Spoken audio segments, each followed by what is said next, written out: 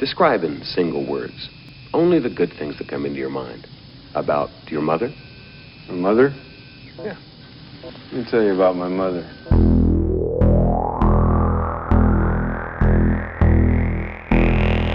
What is real?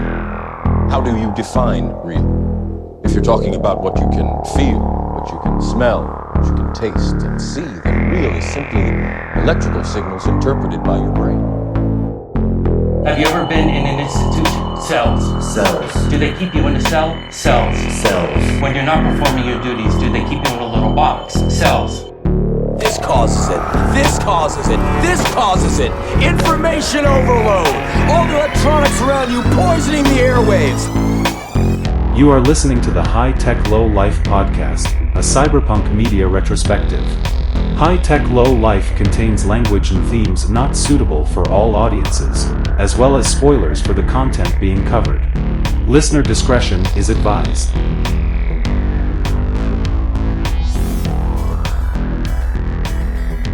Heyo, welcome back. And Eric is coming in off the top rope.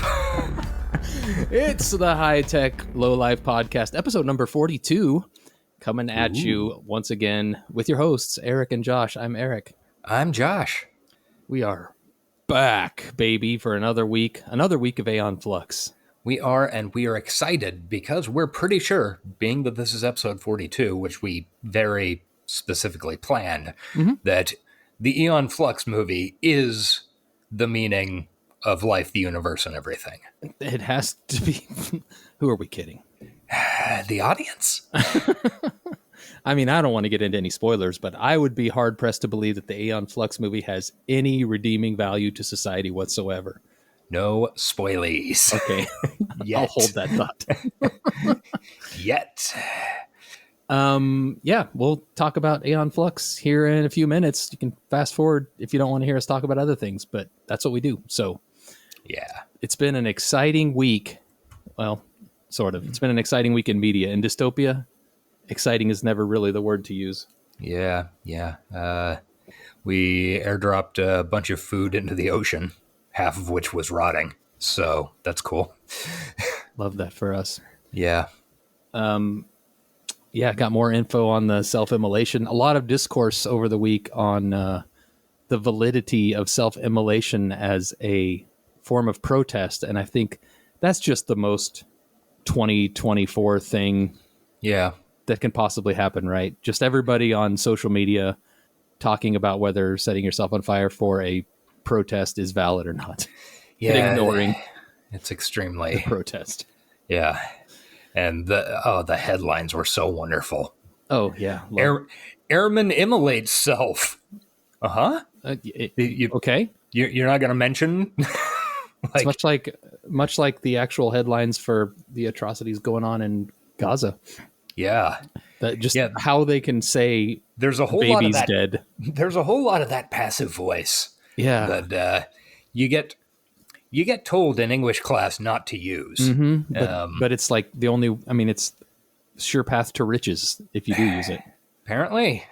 That, and another thing we were always taught in class was never title or headline anything with a question mark. And little did we know that in the future that would be, that's all clickbait is. And clickbait is the path to riches. And remember, the answer is always no. Yeah, no. But yeah, other than that, those shitty things, it hasn't been that crazy of a week, right? No, it's, unless something happened in the last, 20 minutes or something. Which very possible. Is very, I'm not going to check Twitter. That's like the immolation thing last week. I'm like, yeah. I saw it 5 minutes before the podcast and like, well, I don't have time to research this. I know. See. And then as I was listening back, I'm like, whoa, we were really flipping about this fucking crazy thing, which is why I dropped in a little afterthought. And good job on that. I think that's, Well, it's, I don't know. It's like that's the thing about these dystopias. They're happening in real time, and we don't always know how to react. There is absolutely no way you will ever get me to go back and re-listen to the early episodes of Johnny in a Minute. Oh, yeah? Like I could stand to do like the first 5 or so, I don't know, however many before the plague hit. Oh yeah, But I forgot that did happen pre-plague. I do not think that I could deal God, I'm with kind of curious. listening to us talking about it. I mean, I'm sure it was just done with our detached, sarcastic cynicism, like everything is. But Yep. it was fun. Yeah, it was great times. What a stupid podcast idea to be doing in the middle of like legendary world event. Yeah, it was pretty great. We just like went right out the gate with, hey, we're gonna spend a little at the top of every episode talking about what dystopia news do we have, and boy, we got dystopia news. Yeah, we sure as fuck did. We were like, I don't know, they're militarizing the border. Oh yeah, and I don't know, there's this, I don't know, respiratory disease in Asia. I don't know. Yeah, won't be listening to those. I know some of our listeners have though, and like fairly recently binged that show, which good for you. Yeah, thank you. And yeah, maybe it's just a walk down memory lane. And yeah, maybe it is. The only thing of like, I don't know, that I've kind of gone back relatively recently and listened to of that stuff was at the immediate post heart attack episode. Yeah. Some time ago, I thought, boy, I don't know. I think I was describing it to somebody, and I had to go back and listen to like, how did I present this at the time? I remember it being presented in a very straightforward, somewhat harrowing manner. It was, Yeah, I think it was good pod. yeah, it really To be was. honest. Especially because we were dropping the teases like a week before. Yeah, probably not worth doing again I mean, for another ratings boost, but yeah, maybe a colonoscopy or something next time. yeah. Anyway, that's fun. So should we talk about Dune, because that's what our recommendos are going to be about mainly, right? I mean, I've got others, but I don't know if I can strongly recommend it. Okay. Yes, of course. We saw the Dunes. Yeah. Dune 2, Dune Harder, Dune with a Vengeance, Dune back and better than ever. Dune Fast, Dune Furious. That's a good one. I like that one. Yeah, good stick. movie. No spoilers. But yeah, I agree.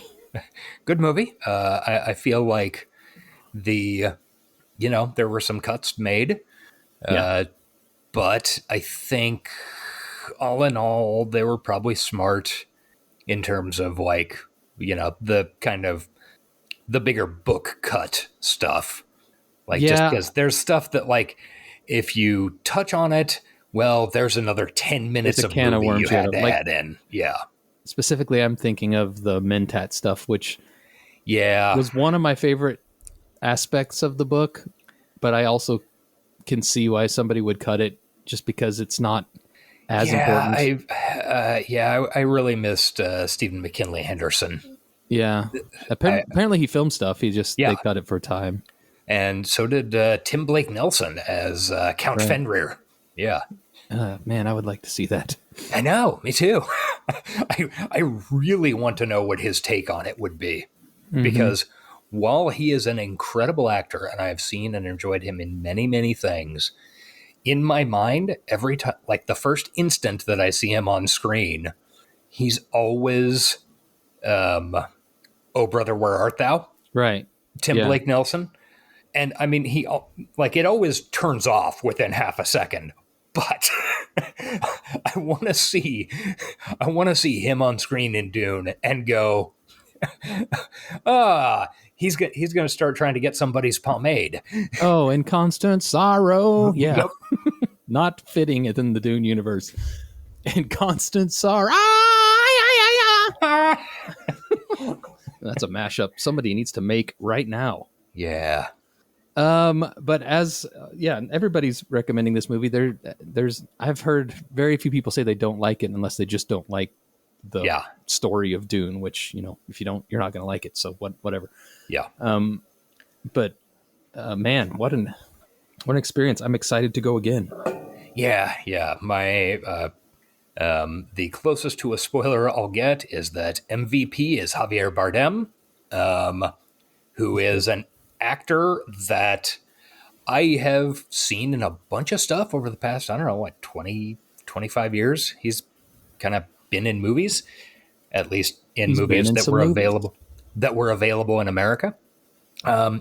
He's very good. This is my favorite thing I have seen him in. And I liked him in the first movie. Like, he was good. But shit, his performance in this one is out of sight.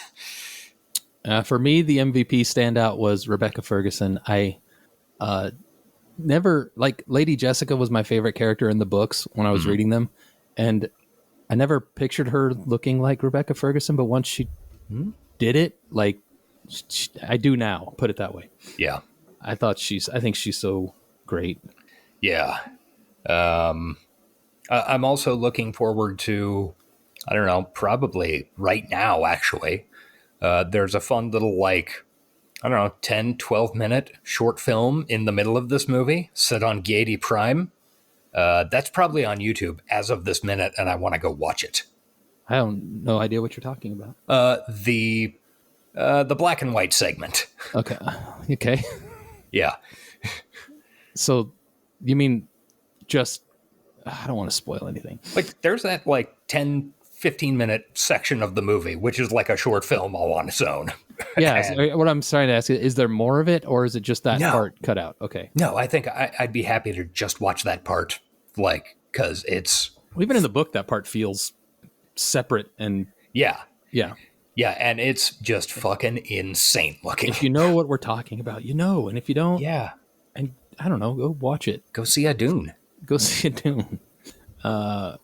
That's really all we can say without getting into spoilers, which I'd like to do. I mean, I would. We talked about it immediately as we were walking out of the theater because, we did our semi-yearly Hi, How Are You in person. Yeah. Plus, it's a lot easier to talk about book after post-nut clarity of the popcorn bucket. Yes. That's a story worth telling. We were going to buy those buckets. We went up there. We were fully prepared. Your Patreon dollars at work. And then for 2 popcorns and 2 drinks, the guy gave me the total of $80. Yeah. And I was like, what? And he goes, yeah, the popcorn's $25. And I was like, okay, I don't need to. Yeah. It's a funny bit, but it's not that funny. That's a bridge too far. Doing the mental math afterwards, I'm like, I don't know, I could maybe go as high as $18 because that would be a good bit. Yeah, I was thinking 15. I can't go over 18. Yeah. I don't know. It was sticker shock for sure. Yeah. For popcorn. He did, when we bought the actual popcorn, he's like, it does come with a large popcorn if that helps. I'm like, it fucking better come with a large popcorn. Honestly, you ought to fill that fucking thing with Raisinets. Yeah. Yeah. For that bucket full of M&Ms. Ooh. Or lube. Yeah. Just a bucket. Just a thought. Just a gallon of KY. Yeah. Anyway, didn't end up getting the Dune bucket. Sad, but also not that sad. Yeah. Yeah. I mean, it would have been great, but not worth that much. Right. Anyway, do we have any other quick recommendos? I do. Okay. I do too. I can do them fast though. Okay. Let's see. There is a new version of Shogun. It is on. I've been very curious about that. Yeah, it's on FX/Hulu. One of those things. And the first 2 episodes dropped this week. It is very good so far. It's got what is the dude's name from Sunshine? Hiroyuki Sanada, something like that. I don't know Sunshine. Yeah, the Danny Boyle movie from 20 years ago now with Cillian Murphy. Oh, okay. Yeah. I thought you were talking about the concept of light brought to us by our nearest star. No. And he's also been in a bunch of other shit. He's one of my favorite Japanese actors currently working. And it also contains literally every other currently working Japanese actor that is great. Cool. Very cool first couple of episodes. It's on Hulu, though? Yeah, Hulu, FX. There's tits. I just lost access to Hulu because the person we were password trading with was told they can no longer do that. Yeah. So, yo-ho. Yes. Well, the main character is accused of piracy multiple times. Take that as you will. I don't know what that has to do with anything, but thanks for the heads up. Yeah. I've really been looking forward to that. It looks really cool, and I've heard good things. Yeah. I'll just do my two No, I can't do them at once. I finished Poker Face at your recommendation. Mm-hmm. Enjoyed it as much as I expected to. Yeah. What everybody was saying. Very fun show. Hope they're doing another season, are they? Basically, the news was, it's been renewed, and then I haven't heard a thing about it shooting or anything like that. So, all right. Well, I don't know. It might be taking a backseat to the next Benoit Blanc film, or who knows. You didn't prepare me, speaking of Tim Blake Nelson, for all of the cameos. So many good cameos. Dude, that show is chock full. Like every episode has about 3 people in it. You go, oh my God, they're great. Yeah, I loved seeing Nick Nolte again. He was so good. He was a standout, and you're so good. His voice is fucked, but man, he still rules. Animations. Great show. We've recommended it a million times, so we don't need to spend any more time on it. Yeah. And then I finished the book Babel, which also was recommended by you on this show before, and I really liked it. Yeah, it's a very good book. It is not cyberpunk at all.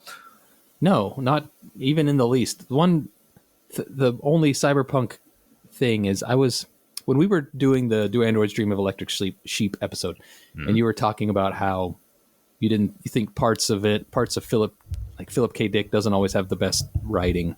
Yeah. And I was thinking, like, how the fuck can you tell what's good writing and not? Like, people write, it's like art. Like, somebody says that's not a good painting. Like, isn't it subjective?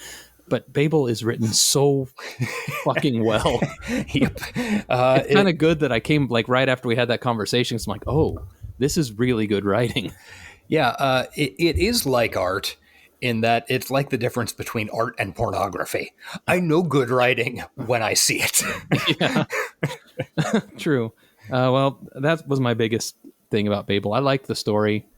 Obviously, I liked the themes of between that and Dune. Like, it's been an anti-colonization week in my brain, which is good because the anti-colonizers need to colonize my white think meat. Okay.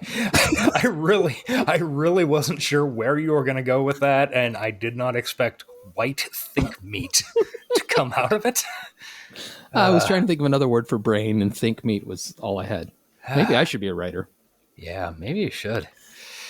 And anyway, colonization's bad, people. Let's not do it anymore. Or, it's no good. Let's make up for having done it in the past. So, that's all my recommendos. You got any more? I have one more, and it leads directly into what we watched for this week. So it's a perfect segue. It's a little movie called Lone Star. Starring Pacey? Notably not Lone Star State of Mind, starring Pacey. Oh, okay. Damn it. Yeah. Lone Star is a 1996 John Sayles film. John Sayles, who directed Matewan, that I talked about last week. Last week, callback, yes. Yeah.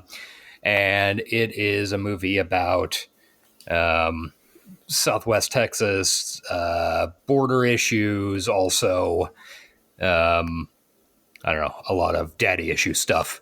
It's very good. It's an early Matthew McConaughey starring role. But yeah, I watched that. It was a very good movie at the time when it came out. I think it was 95, 96, something like that. Oldie. Yeah.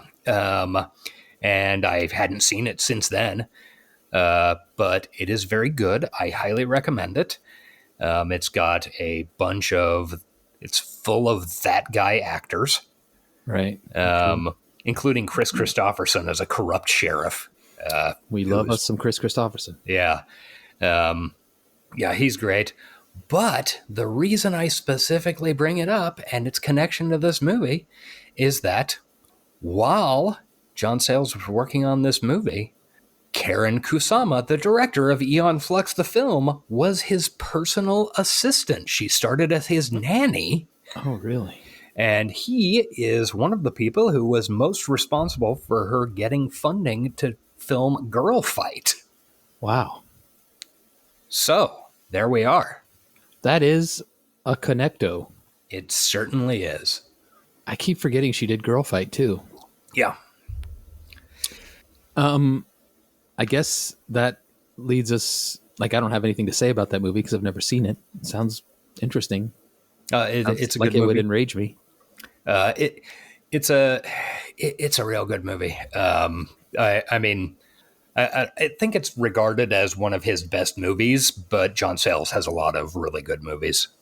At any point in it, does anybody say Lone Star? No, not that I recall. Missed opportunity. Yeah, it really is.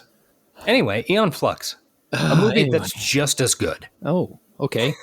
The early aughts Dune, if you will. Yes. I will not. I also will not. I knew this was going to happen. Like we were... Okay, first of all, let's start with this. Aeon Flux that we watched, the series, is such a nostalgic jolt of everything early mid-90s. Mm-hmm. This feels like the same thing for the early 2000s, which is a terrible time that nobody wants any nostalgia for.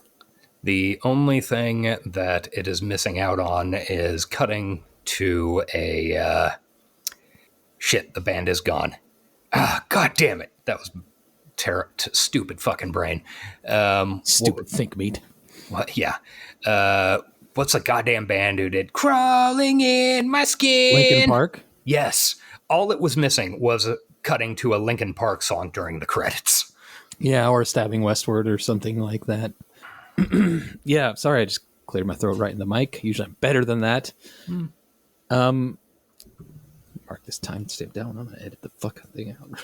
Nice. Yeah, you can take out the part. Take out the part where I can't remember the band. Oh, good. Right before that, yeah. Yeah, do that right through it. Nobody will ever fucking know. They won't hear this either because this is all gonna be gone. Yeah. My notes are getting really hard to read. Okay. Anyway, we're back. So this movie was bad. Yeah, it's honestly an incredible collection of missed opportunities. Yeah, right?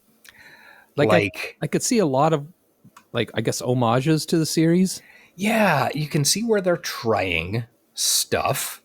But they're failing most of the time. It lacked courage. The original series had so much courage to do the things it did and to get away with them on cable TV. Yeah. And I feel like this watered all that down to get away with its PG-13 rating without even trying to innovate within the PG-13 rating, you know?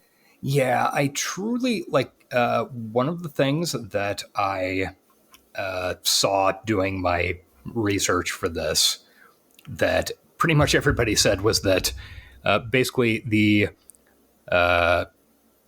director's cut of the movie was another 30 minutes longer, and it was way better and made a lot more sense.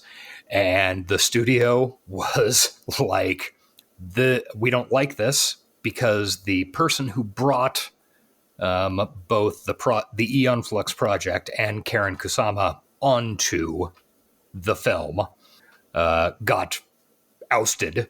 So it was a totally new administration in the studio, and that often leads to that type of stuff where things get dumped or hugely recut, because for the new administration, if it becomes a big success, then that means it's somebody else's victory. And it's often seen as kind of a poison pill thing.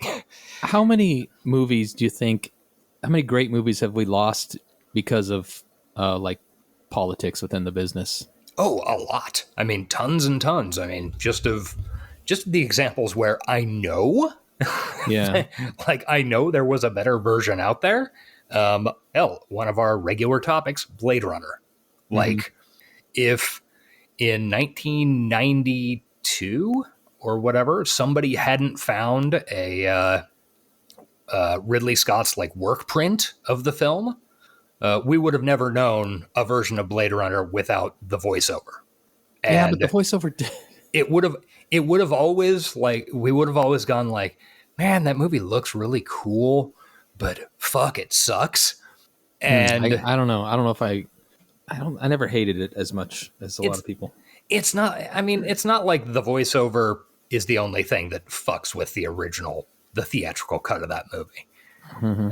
There's a bunch of other bad shit going on. Brazil, the Terry Gilliam film. That's something we should cover at some point, right? Yeah, it should definitely be on the list. It's definitely cyberpunk adjacent. Yeah, and there have been, and like, I don't know, it's one of those things where studio making movies is about the intersection between art and commerce. And sometimes commerce has to push it. Still, yeah. I've seen the 90-minute cut of Aeon Flux, and I can't imagine what an extra 30 minutes could do to make it better. I a little bit can, but it's entirely imaginary. Like, because there are certain points where when I went through it my second time making notes, I could see it like, oh, something else happened here that's gone now. Like, you know, a scene will be just cut off and sort of absolutely fucking pointless, except to relay a tiny bit of plot. And it seems like there was conversation before that, or, you know, something like that. Yeah. And you can see the stitches, I guess, would be I a way would to probably notice that if I watched it again. I didn't. Yeah. On the first run through. One of the things that I noticed was really weird. Okay, so, hey, spoilers for the movie, because that's what we do here. After her sister dies, and she's being carted out of the apartment on a stretcher, and you see this, like, crane shot of Aeon Flux standing in this concrete walkway, and it gives a little voiceover about how I had a family once or something like that. And the camera zooms out and you can see she's clutching her left arm with her right hand, like on her forearm. And there's blood soaking through her white, her white, like, yeah, she had a white outfit or something. There. Yeah. And I noticed that on my second time around. I'm like, well, shit, that was clearly fucking something. Yeah, she'd just come from a mission, but she hadn't been hurt during it. Yeah, and then later in the movie, there's the like maps kind of built into her forearm thing, and I wonder if it's related to that somehow, or who knows. There's, if you know what to look for, there are a bunch of seams in this movie, and I still don't think it would have been a great Aeon Flux movie. Based on been like a good sci-fi spy movie. Yeah. Well, yeah. I think the one thing for me that it failed to capture and that I don't see extra time allowing it to capture is its failure of the source material. Because it didn't at any point feel like the weird, unexplained world of Aeon Flux. It felt like some shiny Hollywood, dystopia movie. Yeah. Yeah, I think that's exactly. And no hate to Charlize Theron, we love her, but she didn't even remotely feel like Aeon. Yeah, as I said to you, I think last week, or when we were setting this up, the most interesting thing about this movie is that never once up until the year of our Lord 2024. Did it occur to me to watch this movie, which is impressive because I really like Charlize Theron. I mean, I have since, what was her like first fucking American movie? For me, it was Devil's Advocate. Oh, yeah. 2 Days in the Valley was the one I was thinking of. But yeah, she was fucking great in Devil's Advocate, too. Like, I've liked her for a long time. I have continued to like her that whole time. Yeah. And I obviously, as we talked about last week, I liked Aeon Flux. Mm-hmm. But never once when this movie came out in 2005 did I consider going to see it. Like, Me either. It never crossed my mind. I saw the trailer and was like, nope. And that's it. I feel like sometimes there's a radar, like when something is made to be artistic, like artistic forward, like Aeon Flux. It wasn't story forward. It wasn't made to get you to watch liquid television. It was made as an art project. Yeah. And then when you see it so obviously commercialized and you see trailers for it, it turns me off of, even if it's something I have interest in. And a good example of that is before the Dune movie, you and I were watching the Ghostbusters trailer and the Furiosa trailer. Like all the trailers before Dune that we saw were terrible looking. Like, I don't know. I am cautiously optimistic about Furiosa simply because, well, George Miller surprised the shit out of me last time. Yeah. I mean, that was my favorite movie of that year, and I went into it with zero expectations. Same. One of my favorite movies of the decade. Agreed. 100%. So maybe he can do it again. Movie, yeah, the Ghostbusters movie was... man. It made me like sad. It made me feel sad. You can see them. Like, I think there was actually a scene in the trailer where they were handing Bill Murray a check and he was counting the zeros one by one. Yeah. It's not good. And it's not like the original Ghostbusters was meant to be art, so maybe it's not the greatest comparison, but it was meant to be the thing that it was and to appeal to who it appealed to. And then whatever this new thing is, it's clearly like a plastic mass market, cash in. And I don't know, the worst goddamn thing about it is that they seem plastic mass market cash in. Sure, the Lady Ghostbusters movie was that. And it was totally fine. Yeah. I had some chuckles. The thing that I find most offensive about the more recent one was it wasn't Answer the Call. What was the most recent Ghostbusters called? I have no fucking idea. I never watched it. The Stranger Things Paul Rudd knockoff. Likes bustin', I believe is what it's called. Yeah, Paul Rudd bustin' nuts. That one. I hope they have a Slimer bucket with a big open mouth. Anyway, go ahead. Oh, dude, it's got an ass on it. The Slimer bucket. I saw it last week on Twitter. It's caked up. Oh, did we talk about this on the episode? Maybe we did. This. Yeah. Anyway, caked up on a Wednesday afternoon.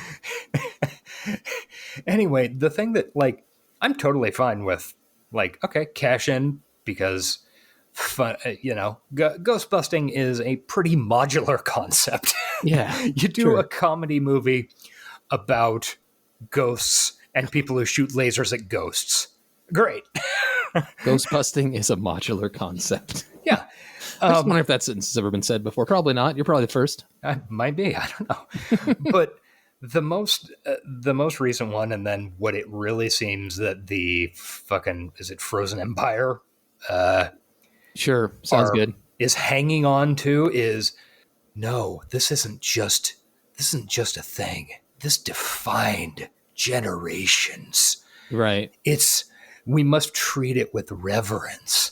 We really need to pull Ivan Reitman's corpse out of the fucking, Harold Ramis's corpse out of the fucking grave and parade it around with CGI face, because it's all about family. And we love this pop culture so much. It is better than anything that exists in real life. And I find that to be so deeply, deeply fucking cynical and hateful to the concept of art. Yeah. And because, I mean, I think art can definitely be challenging. It can also definitely just be fun. Right. There is nothing in I don't know, just fucking, we're doing a Marshmallow Man again. I could feel you deflating.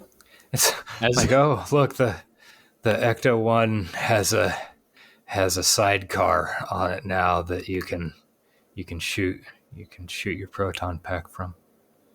Yep. Oh, there's a trap on a drone. Oh, look, they introduced Venkman in a trailer as if, I don't know, he was a stand-up comic coming onto stage. Yeah. And it was all... Anyway, that's not what we got a little off the rails, but I do feel like, in a way, the Aeon Flux movie was a little bit that to the cartoon. The difference being that the cartoon wasn't a, like, generation-defying piece of art, and this had moments where it seemed like it was trying to be true to it. More than just fan service. Yeah, it did. I think, like, I really do wonder, like, what a director's cut of this would have been, because based on, like, I mean, I've at this point seen a bunch of Karen Kusama's work between her movies and she's also done a shitload of TV. She's really fucking competent and a good director. I mean, so I do wonder, like, I don't know how much different and better it could have been, because this really does just, like, so much of this movie just stinks of somebody going, it's too complicated, it's too horny, it's you know, like, this was that not a scene is horny weird. movie. No, it was really surprisingly not horny for A, the source material, and B, the fact that 30 seconds in there was tongue wrestling. Yeah. There was one scene when Aeon grabs the lady's earring with her tongue, pulls it into her mouth, and then rips it out. Yeah. That was cool. That was like the one part, like, that felt like Aeon Flux. The rest of it just kind of felt like not a parody, like a tribute. I don't know, like this is just a copy. Tribute. Yeah. A knockoff? A knockoff. That's better. And the worst, most egregious one of all is what they did to my boy Trevor. They did do Trevor dirty. They did him so dirty. Because Trevor is a bad guy. He's a bad guy. That was my note. I don't know. 20 minutes in was like, oh God, Trevor's a good guy in this. And they just, what? Like, Trevor was a bad guy with, like, just enough hint of goodness that you didn't, like, just hate him, you know? Yeah. That you still thought he was cool, even though you knew this guy's bad. He kills people. He clones people without their consent. He does all kinds of terrible things. This one was it's like they took his bad parts and put him into his brother. It's like they split the character into two with the brother character. And fuck that. It's dumb. Kill yourself. Who's the actor who played Trevor? Martin Sokas. Yeah, he was so fucking boring and didn't have half the charisma of the cartoon Trevor. He's a guy who can be pretty fucking good. And this was a period, like, he's Australian, I think, of Hungarian descent. And this was a period where he was in, like, every other movie that came out. Yeah, he's definitely, he's a that guy for sure. Because it was one of those things where they were like, oh, you're going to be the next big thing. And I think he was actually probably a lot more comfortable just being, you know, third lead. Yeah. Because he was also in Triple X, and he was fucking great in Kingdom of Heaven. But yeah, it's he was no Trevor, that's for sure. No, that is, he was just some milquetoast nice guy who couldn't keep control of his underling. God, it was so opposite, honestly. Okay, so here's what I'm going to do. Okay, yeah, explain. You said you have a new method of recapping, and I'm excited. Okay, I'm going to lay out kind of the meta plot of the movie, because this movie, arguably as fitting with the cartoon, has a big, dumb, complicated plot, and it has twists for no reason all over the place. Don't worry about it. Yeah. I'm going to lay out, like, the meta plot, the world-setting plot, just like right off the bat, it'll take maybe 5 minutes at most to cover like all the moving pieces, really. Yeah. Okay, so in Year of Our Lord 2011, there's a plague that wipes out 99% of humanity. The only people who survive are like 5 million people because a guy named Trevor Goodchild came up with a cure. Those people now all live in a single city called Bregna. And the Goodchild family has ruled for 400 years. This is the opening scroll. Don't worry about it. I like rats in the walls of the world. Yeah, like rats in the walls of the world. Everything is surrounded by nature. Mm-hmm. Okay, so what we find out over the course of the movie is that actually this cure has a little side effect. Whoops. Everybody's sterile. So... Oopsie. Oopsie. Yeah, so Trevor and his brother... I'm sorry, did they call it the industrial disease or something? Yes, at a later point in the movie, they call it the industrial disease once, and I thought, why didn't they use that more? Yeah, it sounds kind of cool. Yeah. And that's another thing that I think, like, I bet there was more of that in cuts. Yeah. So Trevor and his brother came up with cloning.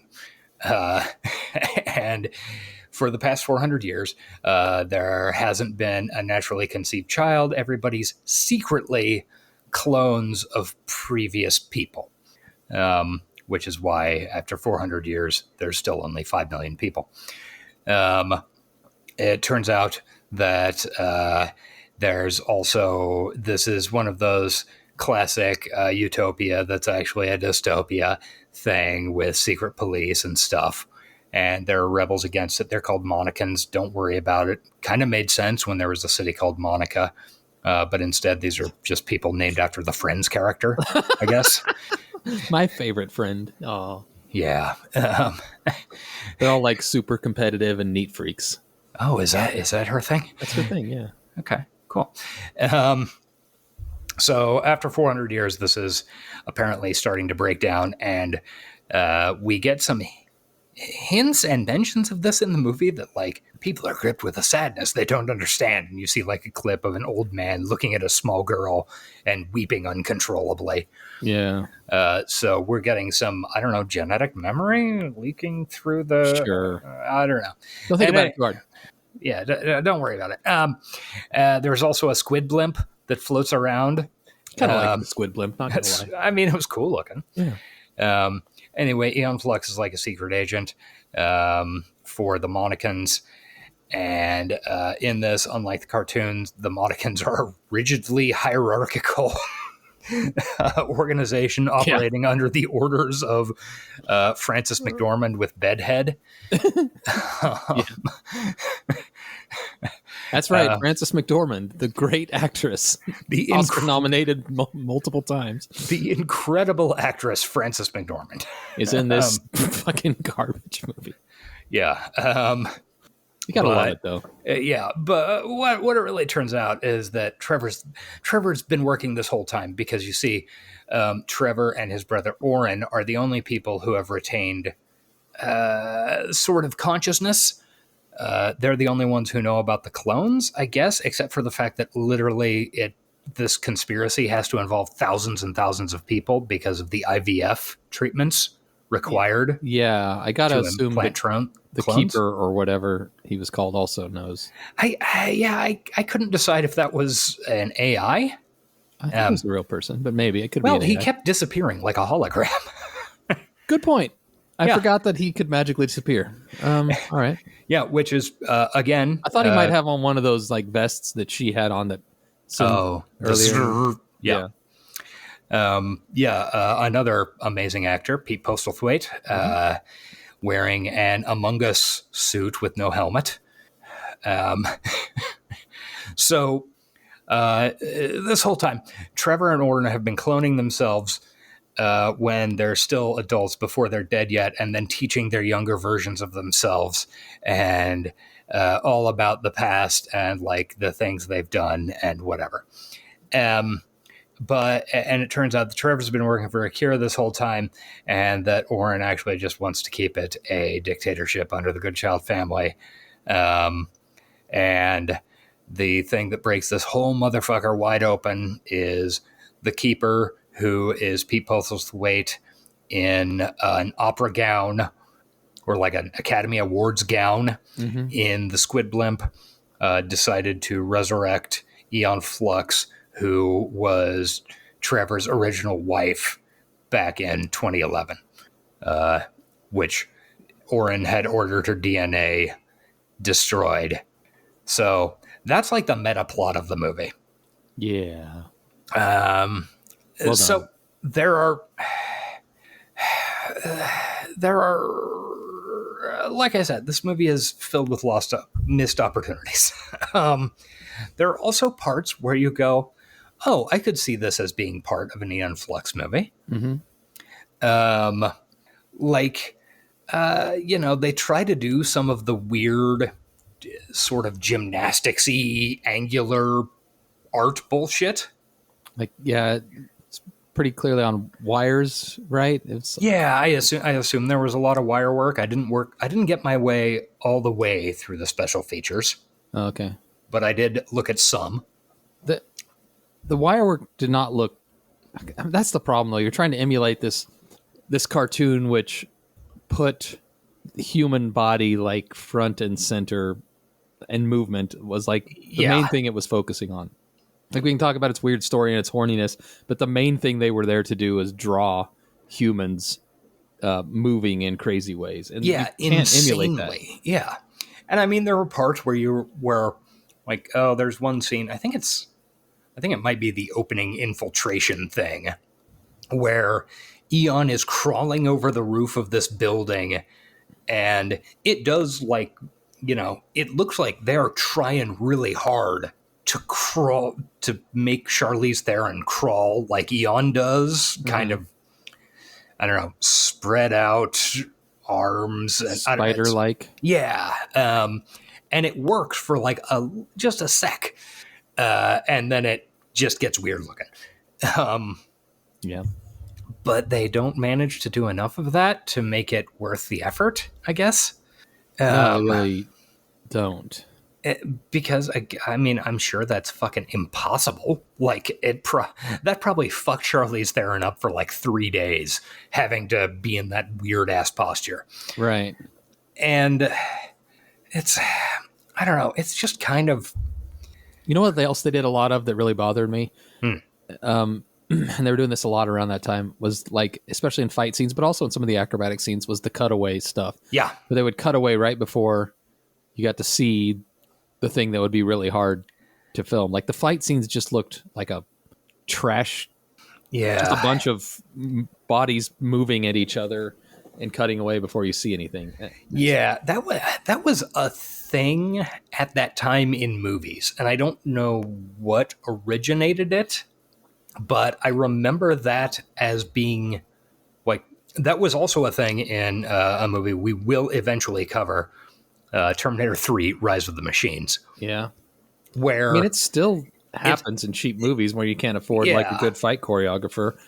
Well, even beyond that, there's this specific cutting technique where you shoot Charlize throwing a punch at somebody, and then you see the person like flipping back. Mm-hmm. You don't actually see the point where the punch or kick or whatever lands.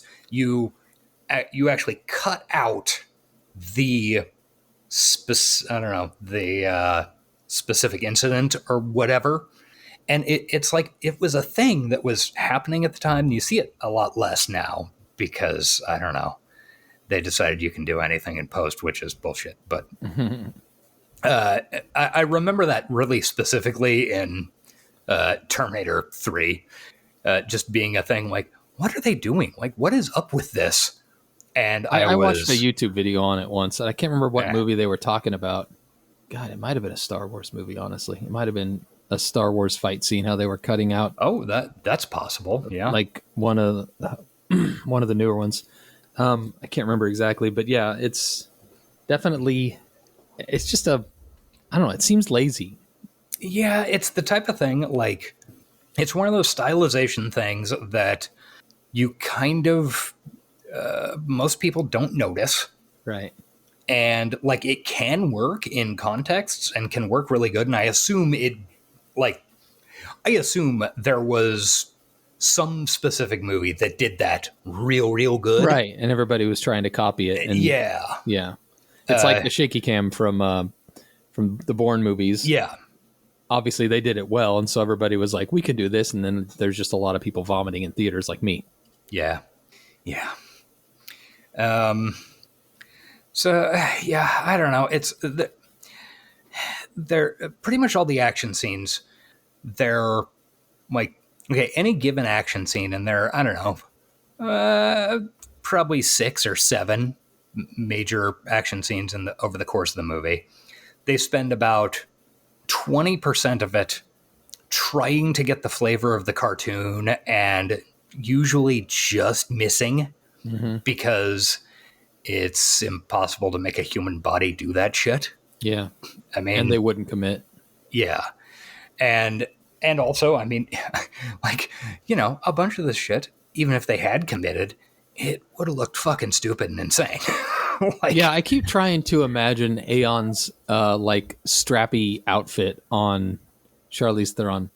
And I think it would look good if she was posing or maybe walking a runway, but like in a movie where she's doing action stuff, it would just look dumb. Like it would look a combination of dumb and far too pornographic. Yeah. Like, and not in like a cool way.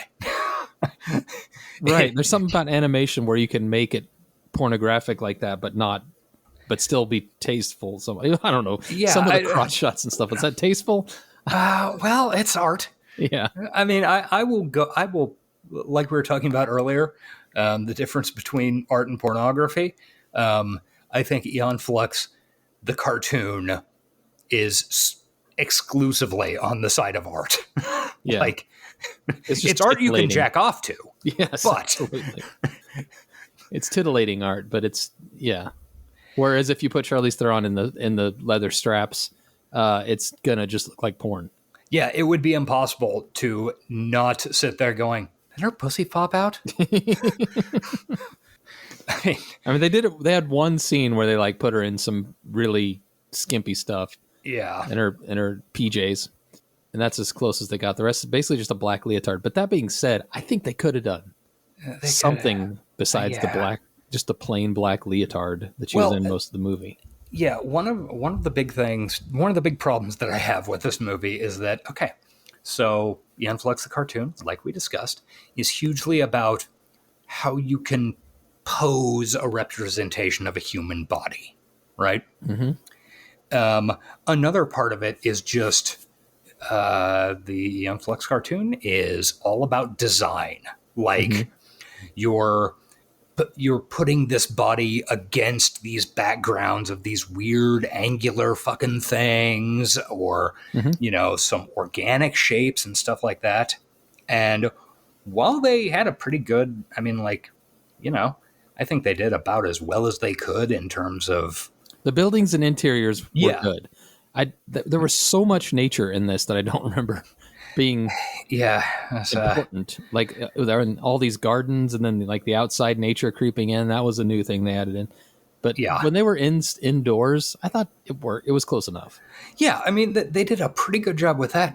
But the thing that I object to is that like so much of the rest of Aeon Flux, like they did a good job with, I guess, the architecture. And that's an all-encompassing, like all the sets and bullshit like that. But the rest of it, like a huge amount of costuming and stuff like that, was pretty fucking boringly designed. The stormtrooper, for lack of a better word, outfits were so bad. I hated it. It could have been literally any science fiction movie from the year, like 1998 through. It's like they put no effort in whatsoever. Yeah, like 1998 through fucking 2023. Those stormtroopers could have been in any science fiction movie. When in the cartoon, they had this really cool, weird look. It's like iconic. Yeah, yeah. It's one of the things when I think of Aeon Flux. I obviously first think of Aeon. And then, like, next, I think of those soldiers in with kind like of the pool of square blood mouths and with like the handle on the back of the helmet to open it up. All the brass, like the brass is important. It's part of the aesthetic, and they just completely dropped the ball and decided it wasn't worth it. And it's just fucking, it's just really disappointing. Like that would have been compared to 2005. What Return of the King came out, I think. Yeah, not in 2005. Like I don't think it was a great year for movies. Like maybe the second Pirates of the Caribbean movie. I'm looking. Yeah, but anyway, had they spent like a hot minute, Jarhead has a big one. Oh yeah. Had they spent a hot minute actually designing the stormtrooper outfits like they do in the cartoons, as opposed to, I don't know, what if we got some like dirt bike outfits and painted them black? Yeah. It would have been a million times better. And that goes for a lot of the stuff in the movie. Like the guns and shit just look like boring fucking guns. Yes, agreed. Yeah, and I'm thinking of like the fruits that shoot needles at them. It's like the guns in that scene in the cartoon. I don't know. It's something you could easily represent. You could easily have done that. Yeah, instead of making it fruits on a tree. God, they just really were obsessed with putting nature into this movie that shouldn't be natural looking. Honestly, yeah. When there was literally 1.5 episodes of the cartoon involving nature ever. It's they made, I don't know. I really don't think there was a way to make a great Aeon Flux live action motion picture. No, I think it was doomed from the beginning. But I think there was a way to make something interesting and good, and I think they failed at it. Yeah. Like, well, first of all, on your plan for recapping, is there another step? Or is it just talk overall and then bullshit like we've been doing? I mean, let's just talk overall and bullshit like we've been doing, unless you've got something I don't good. particularly want to go scene by scene through this. Yeah, it's a there fucking are a couple drag. that were cool. I like that they brought back Scathandra. Except they changed her name. Why? Nobody knows. For no fucking reaon. They did that with like 3 names in the movie. I was mystified. It could have been copyright issues. But she was pretty true to the original. I mean, yeah, she was had hands for weird. Definitely fucking weird. What else? I'm trying to think of other things I liked. I really liked the forearm map thing. Yeah, that was very. I liked a lot of the implants she had. Felt very. There's like a lot of little kind of like insert stuff. Mm-hmm. That's very cool. When she tests the water when she's captured, and she like tilts her head back and her eye turns black, and she looks at the water and can see that it's contaminated. That's cool. I like that. Yeah, that's wild. And another thing that I think is an indicator that this movie was changed. V for Vendetta was 2005. Oh, okay. Another thing that I think indicates this movie was changed dramatically in the studio cut was that Johnny Lee Miller doesn't pop up until like 25 minutes into the fucking movie. Yeah, friend of the show. When, Hack the Planet. He's in our outro. We got to give him credit. Yeah. And had that been a fully thought out thing, they would have dropped him in sooner. I mean, I don't know. Yeah. Can we talk about Charlize Theron's hair? Mm-hmm. How it's like Aeon Flux. That is the most. Maybe that's what made me not want to see it. When I saw. Oh, that might be it. Yeah. When I saw that hair and how much it didn't look like the hair of the character, like how much attention, if they're not paying attention to that, how much attention could they possibly pay to everything else? You might be right. Because, like, I don't know, one of the defining things about Aeon is her hair. Yeah. Like, and it sounds insane to say that. No, but it's on the other hand, it is 100% true because we saw that one where they cloned Aeon. Yeah. And she wore her hair down and you're instantly like, oh, that is a totally different conception. Right. It's very important. Yeah. And what they went with for the movie did not work. And I don't know how they could have done it. I can't see the Aeon Flux hair any more than I could see the strappy outfits working in real life. I can't see how that would work. I would like to see some concepts that maybe they tried when they were, just beginning to conceive the movie, just to see what some of the other ideas would look like. Because they're trying to get the things coming out in front, and it just ends up looking like, the early 2000s Karen. Yeah, exactly. That's what they ended up with, and I couldn't decide in my mind, like, is that stuff immediately afterwards, like that being the Karen haircut? Yeah. Or is that leading up to this? Like, is this in the middle of it, or is it a cause of it? I'm pretty sure the Karen came out from John and Kate plus 8. Okay. If you remember that show where this couple has a shit ton of kids. I remember the existence of that show, yes. And then Kate had a haircut that's different from the Eon. It has like this weird shit going on in the back, but I think that's where it was like coined. Okay. Yeah. So I think it was after this, but I can't watch it and forget that shit. Yeah. Maybe it wasn't so bad in 2005, but it's still not. Yeah. It's still not Aeon Flux. Yeah, it's not. What occurred to me several times during this was, boy, I sure wish that this was somehow a Charlize Theron passion project, and that in the immediate aftermath of Fury Road, she had gone, okay, we're going to go back and we're going to do Aeon Flux right. That would be awesome. Like when she has the most power in the world and she's now a producer and, worth however many $1 billion. Right. Because she took back end on Fury Road. I'd be there for that. Because the thing is, and that's another thing that, like I said, I really liked Charlize Theron from like day one. And it was right about this time, I think, Monster was a little bit before this, maybe? Let me look. Like, this was about the time that Monster was 2003, I guess. And she got an Oscar for that, right? Yes.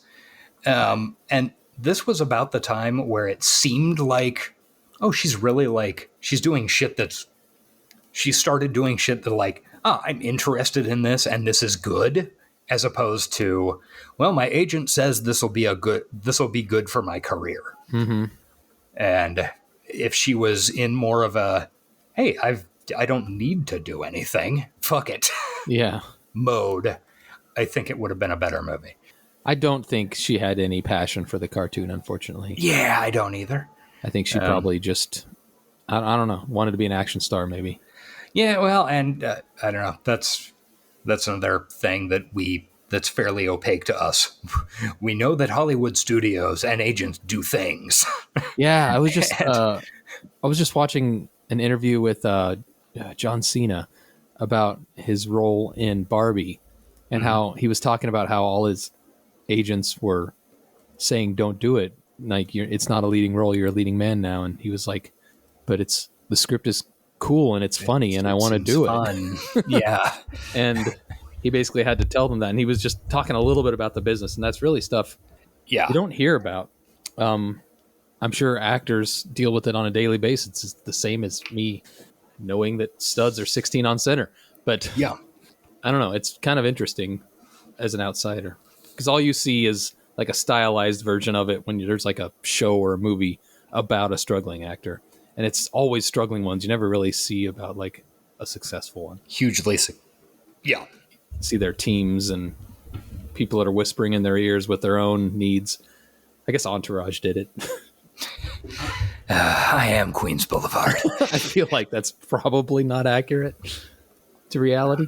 Oh, it absolutely is. I mean, Aquaman was the biggest film in all of history. It was. Hey, what happened to that guy? And by that guy, I mean literally everybody who was on that program. I have seen Shit, no, I haven't seen any of them. Honestly. Even fucking Ari, Jeremy Piven. Jeremy Piven kind of. Oh, he was on an English show. Oh yeah, where he played Selfridges. Yeah, Selfridges. Yeah, Selfridges. Yeah, yeah. but That also is apparently literally- he's an asshole. Oh yeah. That's been known fact for years. Anyway, we're Vinny off Chase topic. is the most successful actor of all time. Yes, because of Aquaman, Yeah, which also means that in Entourage World he would have played Duncan Idaho that's true. because he's just Jason Momoa. Jason Momoa. Yes. Entourage is about Jason Momoa's life. Yes, exactly. Oh, if it was, I would. Maybe we should remake it. Let's do it. Yeah, let's do it. Anyway, we're way far from where we should be. Okay. Honestly, what do we need to talk about with this? Like, Let's talk about. It's about the power of true love, and how that crosses over death and cloning. I guess it's about. Well, for one thing, I don't know if I buy into the idea of genetic memory. No, I think that sounds pretty dumb. no, it's not. It's not really a thing. I mean, yeah. I guess an important question to ask is how cyberpunk is this? It's pretty cyberpunk. Like, not. I guess it's more biopunk. I suppose. More biopunk, yeah, but it's more cyberpunk than a lot of stuff we've covered. Yeah. I mean, Sithandra has the hand feet. Like, there are implants that allow you to go to a spirit world to talk to Frances McDormand. Yeah, and drinks that take you to the spirit world. And glowing ear things from that was like communicators. I don't know. Some type of comlink. Yeah. The eye we mentioned. Yeah. That's pretty neat. So there's some implants. Yeah, there's some implants. It's about a surveillance society, and people rebelling against it. So there's your punk. Yeah. They look like people who really enjoyed the Matrix movies. Yeah. Let's see. I just know in the beginning she like meets her fellow Monacan agent, and they do the tongue kiss and exchange the whatever it is. Yeah. And I just like these two people like in black leathers walking through this sunshiny park where everybody's wearing bright colors. It's like, you're not very good spies. No, they really weren't. Let's see. Is Pete Postlethwaite an AI? Because if so, that's vaguely cyberpunky. Yeah, I didn't feel like he was, but he could have been. Yeah, I didn't fully have a handle on it. He kept appearing and disappearing, but also he talked about, I've been alive for 400 years. I waited this long to resurrect you. True. So I don't know if, Okay, so a bunch of things get blown up. There's a bunch of interesting looking modernist architecture, which if you want to go to Berlin, you can check out most of it. I've been to Berlin. Didn't see it. The main government building, like where at the end, Eon's in kind of the circle courtyard and just blowing people away up on the ridge above her. That's apparently an animal shelter. Oh, neat. The big curvy hallway thing is the Luftwaffe's what the fuck are they called? It's like you put airplane models in them. Models for aerodynamic testing. A wind tunnel. Oh, yeah. Okay. Yeah, that's the Luftwaffe aeroplane testing facility. Apparently one of the buildings is a big crematorium. I don't know. So this was all filmed in Berlin? Yeah. Apparently they originally wanted to shoot it all in Brasilia, which I don't know how familiar with Brasilia you are. Not at all. Okay, Brasilia is the capital of Brazil, as you might have guessed from the name. Not Rio de Janeiro, which people seem to think. But Brasilia is a really interesting city in that in the 1940s they decided we need a new Capitol building. So they went out into the fucking jungle up the Amazon and just like plowed everything flat. And in the 1950s built an entirely brand new city. Like it's all this modern and internationalist style stuff. Like it's so much fucking white concrete you can barely see straight. It's very interesting in terms of like infrastructure projects and like we're going to make the city of the future. Fuck the past. We're going into the jungle and we are putting it here. I respect their hubris. Yeah. Yeah, it's really interesting architecturally. But apparently they couldn't get enough crews to film. Like there weren't enough local crew members to make it affordable. Well, I do have one thing we could do here with this movie. How would we improve it? And I don't know if improving it means making it more like the source material or not. Maybe you could improve it by completely separating it from the source material and just making it a futuristic spy movie or something. I mean, that would be my inclination because I think this gets into, and this is something I was thinking of the other day, like after I watched it the first time, this gets into the trouble of adaptations. Mm-hmm. Some things are pretty easy to adapt. Like just like say, this happened since the last time we had an episode.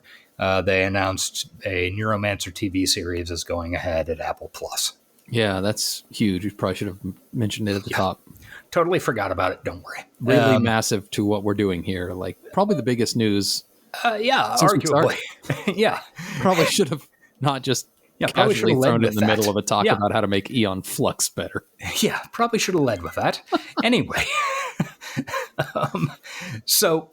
Okay, Neuromancer, given the fact that it's had literally at this point almost 40 fucking years in development, it is a really easy thing to adapt from a structural standpoint. It's a couple of heists. Yeah, right. There's nothing super tricky about the writing or the structure at all. Yeah. I mean, like any problems with adapting heists and a jaunt to space Jamaica. Yeah. Anything problematic about adapting it comes from outside the actual work itself. But Aeon Flux, on the other hand, the cartoon Aeon Flux is unadaptable to some extent because, like we were talking about earlier, it's exclusively exists to exploit the form of animation. Mm-hmm.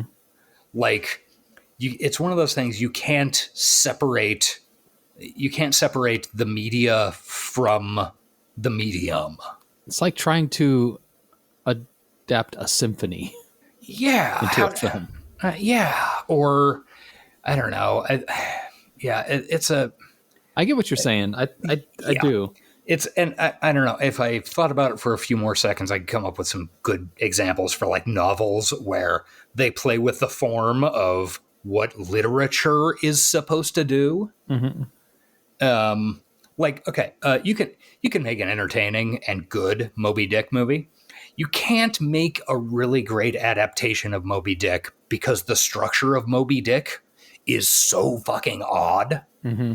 Like where, no, it's just going to go off for 30 pages about whale anatomy and most of the information is fake anyway. Yeah.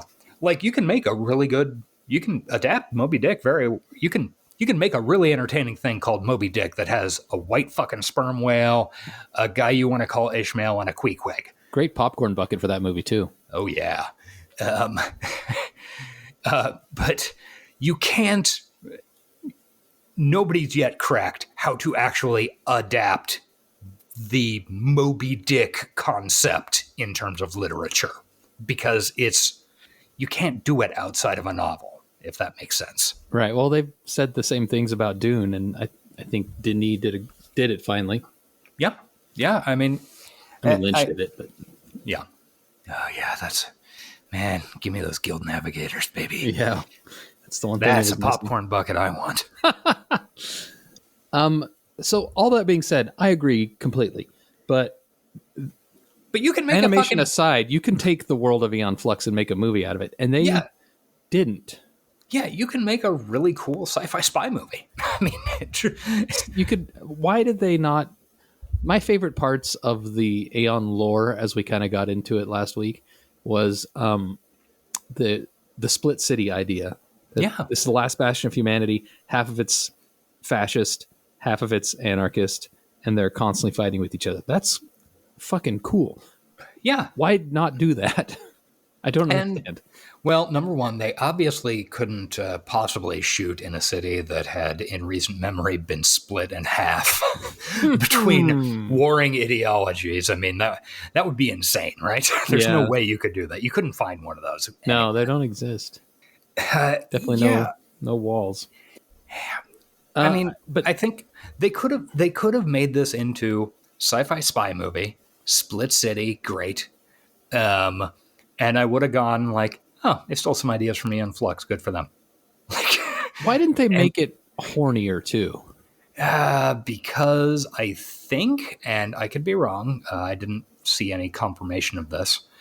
I think the studio forced it into a PG-13 because there is no possible way you could make a reasonably horny film in any, like a reasonably horny Aeon Flux film for anything less than an R, and you wouldn't have to see a nipple once. Yeah, I guess I don't know how the ratings work. I don't know if you just strictly put out those cartoons as a movie, if they would get an R, even having aired on basic cable. But like so much of the cartoon is suggestive and innuendo. It's not even like... Yeah. Like, I don't know. But I will say, like, the little bit of the tongue stuff we got was not appealing to watch. Yeah, it didn't do a lot for me. Yeah. Not titillating, not even, just kind of unpleasant. Yeah. And then when there was like two characters getting it on, it just looked like any standard PG-13 movie sex scene. Yeah. It didn't look like those scenes in the cartoon were fucking weird. And steamy. Yeah. Like, even, like, the cartoon has a bunch of, let's call them interests. Yeah, sure. That I am not especially interested in personally. But you watch the cartoon. Rude. You watch the cartoon and go, oh yeah, I can see how somebody's into that. Yeah. I mean, they're doing this in a way where I go, yeah, I mean, totally reasonable for somebody to be into feet. It's not my thing, but yeah, I can. It's the way they're doing this. It's horny. And the movie, I want to have a fuck pad inside of a fat guy. Yeah, and the movie did not do that. Like, it's honestly impressive. How do you have a sex scene with Charlize Theron where I'm like, all right, next, next? they just made out a little bit and then woke up topless. Yeah, and like, there's so much stuff they could have done. And I don't know, maybe the actors didn't want to do it because being suggestive without just straight up being nude and pornographic is awkward as fuck. Yeah, I mean, I don't know. Again, it's one of those things that Karen Kusama has said very little about this movie, like, since it came out. Mm-hmm. Except, like, that was a really bad experience. I learned a lot in how studios work, and too bad. The movie was really a bad experience and got taken away from me. And Charlize hasn't said a lot more other than, yeah, the movie got taken away in the final stages, and they really cut out a lot of what made it a really interesting feminist film, which is something that comes up a few times in other interviews with Karen Kusama and other people who basically said, like, yeah, it was like this super feminist, interesting, like all from a female perspective film, and it just got gutted Well, in this terms was of that. the time period where we did not want the public did not want Ladies. any social justice or any message like that in their media. Sort of bad guys are bad. Yeah. I mean, one thing that I will give this movie is that it came out in 2005, and it was not the thing that would come to define the next few years of films, which is shooting everything in a fucking we're doing an Iraq war palette. Oh, God, yeah. Because, I mean, it would have been very, like, I could totally see this movie doing that. Yeah. Like, fortunately, they did not. All right. I think we can move on to rating it. Sorry we didn't do a full scene-by-scene recap, but... I don't think it deserves it. It doesn't. Of course, we've done it for worse movies, but... Yeah. Mainly, we just wanted to talk about the thing we enjoyed, which was the cartoon, and how this failed to interpret it. Yeah. And maybe that's unfair, but fuck it. Yeah, well, the thing is, unfair or not, I'm pretty good at looking at things and going, is this good? Like, just on its own? I mean, I can, at some level, divorce my personal relationship to it. Yeah. And this movie is super mid. Super mid. That's a good way to describe it. And I think once we get to the Blade Runner episode and compare it to Dade's, we're going to find, like, they made choices that were good choices that separated it from the source material. That was a smart move. Yeah, yeah. And Aeon Flux didn't. So, or maybe the studio didn't after the fact. Yeah. Who knows? All right. Ratings. Story. The story of 500 years of cloning the same 5 million people. It's not bad. It's fine. It's I don't not know. super compelling, and it wasn't delivered in a great way. This is on a 1 to 10, right? So, Yeah, it is actually. I don't know.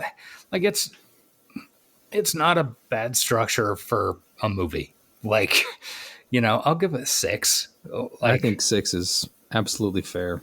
It's yeah.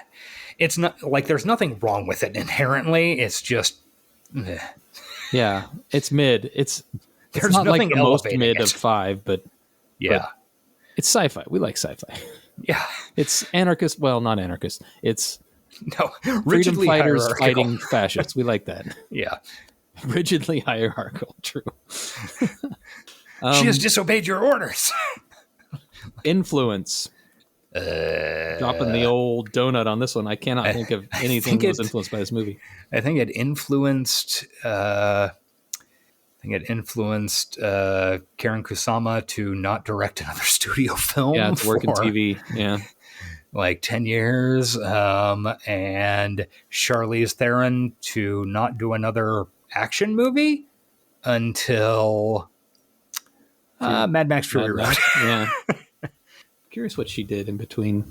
Not that we need to do it on the air. I'm just Arrested Development, Hancock. yeah. She was apparently a voice in Astro Boy. I don't know anything about that. Huh.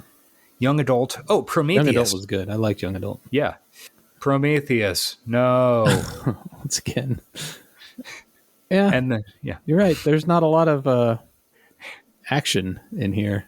No. Atomic Blonde, but that was pretty recently. Yeah, that was, I think, more recently than... It's 2017. Yeah. Okay. Yeah. Oh, well. Influences, I'm giving a 1 because that's the lowest rating. Yeah, I think one is very reasonable. Prescience as to the dystopia that they predicting. I mean, the words industrial disease gives it an automatic 3.5 points for me. It's they just tossed it in there like Yeah. That's a cool concept that you could build. It really is. Again, that feels like a cut to me because that is such a good heavy phrase. Yeah. And it only pops up once.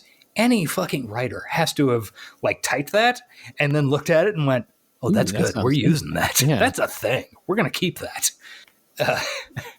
Yeah. So, okay, so that earns it 3.5. Just out of nowhere. the clone blimp flying around town? Pretty likely. We've all got those. Yeah. I'm behind on my payments on mine, but I'll catch up. Yeah, well, times are tough out there for all of us. It is. It's rough. Hands for feet. Everybody's got hands for feet these days. Yeah, I do. Definitely. But grass with needles in it. Needle grass, yeah, which only really is that dangerous if you're not wearing shoes. So it really only affects the hands for feet people. Yeah. Which unfortunately, Aeon on that mission had a hand for feet people. Decided to team up with one. Yeah. You just run across it. You've got boots on. Just run over it. Mm-hmm. Sorry. Oh, but Eon's got that core strength. She sure does.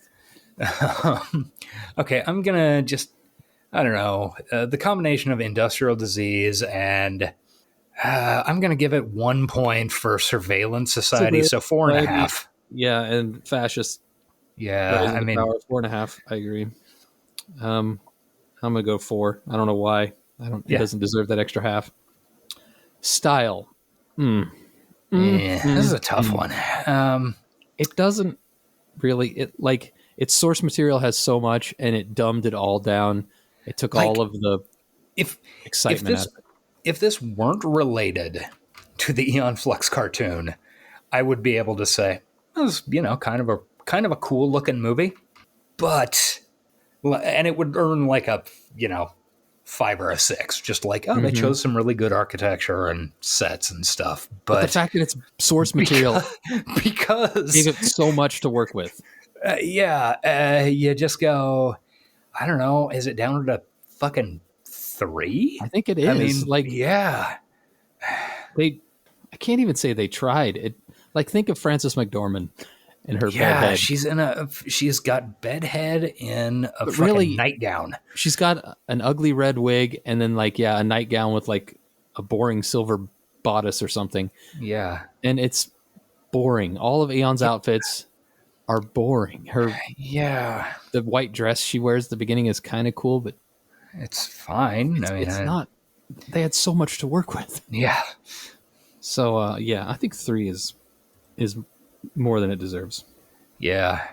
Sorry. Lastly, 1 to 5 hand raisers. How much did you like it? 1 to 5 little discs that turn into an army of ball bearings. Okay, that part was pretty cool. That. I'm not gonna little gadget. Yeah, I can't go against that. 1 to 5. It gets a gentleman's 2.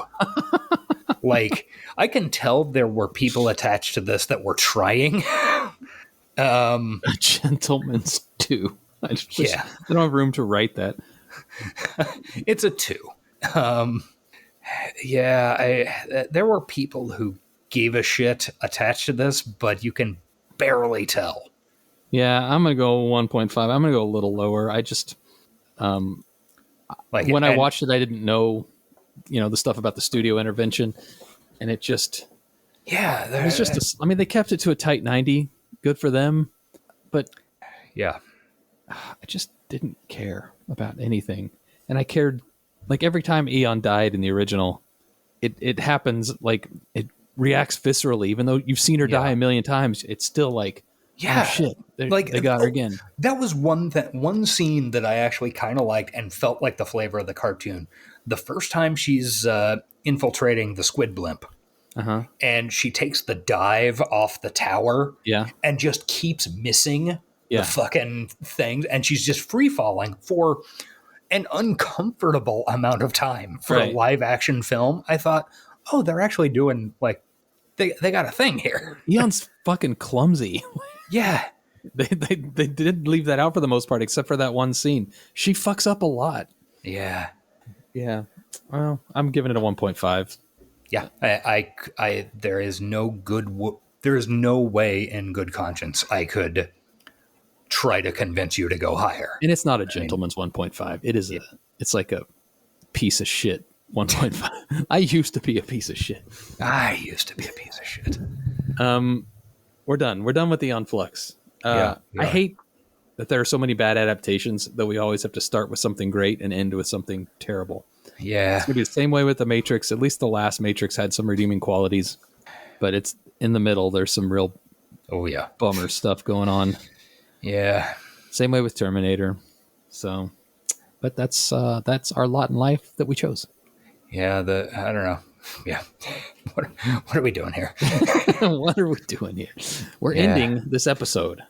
Yeah. We have to announce what's happening next episode. And we think, as of this moment, we're going to be covering, what is it called? Tron Legacy. The Return of Tron. Tron Reloaded. Got to get ready for when the new Tron comes out. We'll have the other ones covered, right? Is that the idea? Yeah, and also it's in like the zeitgeist. Yes, Tron Legacy 2010, starring Jeff Bridges and everybody's absolute favorite movie star who has just dominated the past 2 years. He was the next big thing at the time. Garrett Hedlund? I obviously know who that is. So Who was the star of Tron Legacy. wow. Google that guy. And since then has been in such blockbuster films as Pan, Mudbound, The Tutor, a small part in Inside Llewyn Davis. Triple Frontier, which Oh, I did see that movie, I think. my wife watched the other night because it has Oscar Isaac and Pedro Pascal. Yes, that is the movie I was thinking of. It is very okay. She did her patented drift away in the middle because it couldn't hold her interest. So it kept playing while she went to do something else. Yeah, it is definitely a movie that I watched. I mean, it's full of zaddies, if that's your thing. That is true. All right. Tron Legacy. I'm excited for another Tron. I know you guys both said it was pretty good when we did the original Tron way back in like episode 5 or whatever. Yeah, it's been quite a while. Yeah, it'll be interesting to see it because I, like, up until 2 minutes ago, would not have been able to tell you that it came out 14 years ago. Yeah, that's horrifying. And we're hoping to have our guests back for this one. Yes, we are hoping to have Sean back in the house. Because it wouldn't be Tron without old Sean. Yeah, it really wouldn't. All right. Until then, check us out on Twitter, Johnny60seconds. Check us out on Patreon at patreon.com/hightechlowlife. We are due for something, and it will be coming very soon, I promise. Yes. Yeah, we hopefully will be able to knock out a couple of things very soon and sort of be able to make up for our badness. Yeah, we're going through changes, and it's been. I'm going through changes. You singing the Black Sabbath version or the what's his name? Who did Charles, it? So? Charles, I can't remember. No, I was singing the Black Sabbath version. Okay, I would not even attempt. Whatever. Yeah, Charles Bradley. Yes, that is it. That's a good cover. Yeah, so we've fallen behind on our Patreon duties, and we will try to make that up as soon as we get a little bit of free time. We are sorry. We love you. We do. And to close this out, do you have a quote, Eric? Because I have one. Then you take it away. Are you hit anywhere else? Did any of them manage to miss you? That's right. That's right when she's finger fucking Trevor's wounds. Oh, they could have made that sexier. They could have. I thought they were going to for like a half a second. I was like, oh man, she's digging in there. Oh, no. No, she's just pulling them out. All right. Well, bye, everybody. Bye. Now we can move forward to live once for real and then give way to people who might do it better.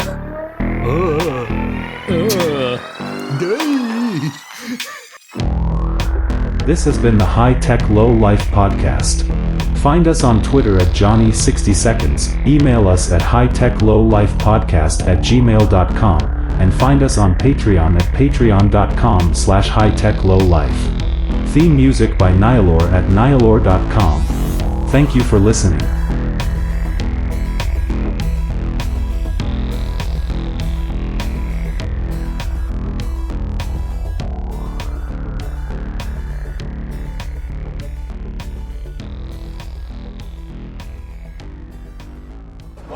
it moving!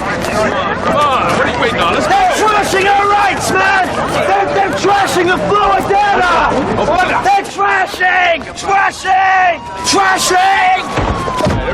Hide the planet! Hide the planet! Shut up and get in the car!